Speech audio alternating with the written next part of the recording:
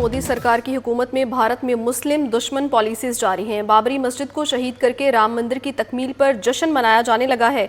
अयोध्या में इसी मकाम पर 1992 में बाबरी मस्जिद को शहीद किया गया था। इसी पर बात करने के लिए हमारे साथ मौजूद हैं ब्रिगेडियर रिटायर्ड मसूद खान। बहुत शुक्रिया सर आपके वक्त के लिए। सर ये बताइएगा, मोदी हुकूमत में एंटी मुस्लिम पॉलिसीज जो हैं वो जारी हैं, उस पर जश्न मनाया जा रहा है।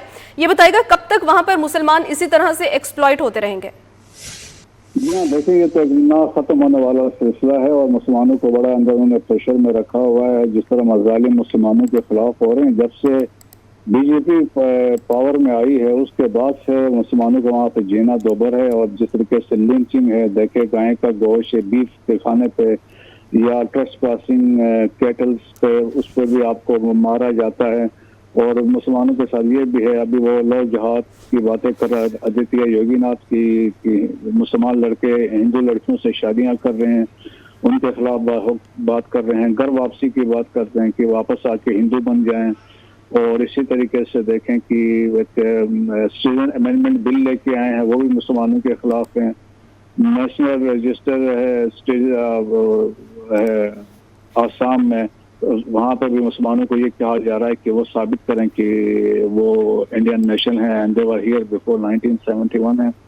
फिर मुसलमानों के जो आपके हेरिटेज है, स्पेशली जो मसाजिद है, मदरसे हैं, उनको गिराया जा रहा है या उन पर क्लेम किया जा रहा है कि ये यहाँ पे पहले टेम्पल्स थे और यहाँ पे वो बेसिकली रेफर करते हैं कि मुगलों ने इसको यहाँ पे गिरा के मस्जिद भी बनाई है। और ख़ासतौर पर राम जो वो बाबरी मस्जिद थी 1528 में ये बनी थी और बाबर के वक्त में बनी थी, उस पर उन्होंने क्लेम किया कि राम यहाँ पर पैदा हुआ था। और इसके बाद एक देखें इस पे उन्होंने एक मूव चलाई, एक उसको लीड किया एल.के. आडवाणी ने उस वक्त। और फिर वो उस वजह से फिर इस मस्जिद पर बजरंग दल के लोगों ने इस मस्जिद को डिमोलिश किया और सब्सिक्वेंटली ये केस कोर्ट में गया और कोर्ट भी मैनेज थी। और सुप्रीम कोर्ट ने 2019 में डिसीजन दिया इन द फेवर ऑफ ये आरएसएस बीजेपी के फेवर में।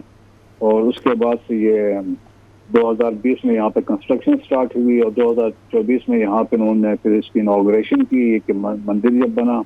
लेकिन इंटरेस्टिंगली इस करने के बावजूद यहाँ से बीजेपी इलेक्शन नहीं जीत सकी और इसी हल्के से एक हरिजन जो है लोअर कास्ट हिंदू था, वो खड़ा था अगेंस्ट बीजेपी कैंडिडेट और उसने इलेक्शन में शिकस्त दी क्योंकि लोअर कास्ट हिंदूज और मुसलमानों ने उसको वोट दिया था। तो लोगों पब्लिक को सपोर्ट वो हासिल नहीं कर सके, पब्लिक ओपिनियन के साथ वो खेलते रहे, लेकिन उसको उनमें भी शिकस्त हो गई। अच्छा सर, ये कहिएगा कि जिस तरह की एक्टिविटीज़ इस वक्त भारत में जारी हैं, ये जो दावे किए जाते हैं उनकी तरफ से कि हम जो है जमहूरियत को फ़रोग़ देना चाहते हैं, सेकुलरिज्म की बातें की जाती हैं, ये तो इस पर एक क्वेश्चन मार्क है।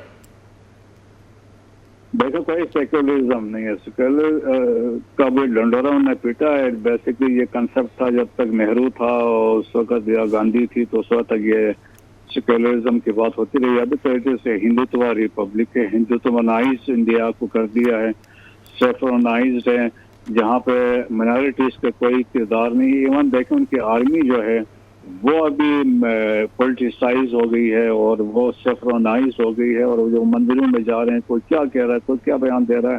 सो इंडिया में अभी देखें अंदर से तो बिल्कुल एक डिवीजन हो गई है। और जिस तरह नॉर्थ साउथ में डिवीजन है, नॉर्थ ईस्ट में स्ट्रगल्स हो रही हैं, सिक्स स्ट्रगल कर रहे हैं खालिस्तान के लिए, Indian illegal Jammu and Kashmir में लोग स्ट्रगल कर रहे हैं, सेंट्रल इंडिया में नक्सलाइट्स की मूवमेंट चल रही है। So all is not well inside India जो जिससे ये प्रोजेक्ट कर रहे हैं। बिल्कुल, ये भारत के सेक्युलर और जमहूरी दावों के लिए बड़ा सवालिया निशान है। हमारे साथ मौजूद थे ब्रिगेडियर रिटायर्ड मसूद खान, बहुत शुक्रिया।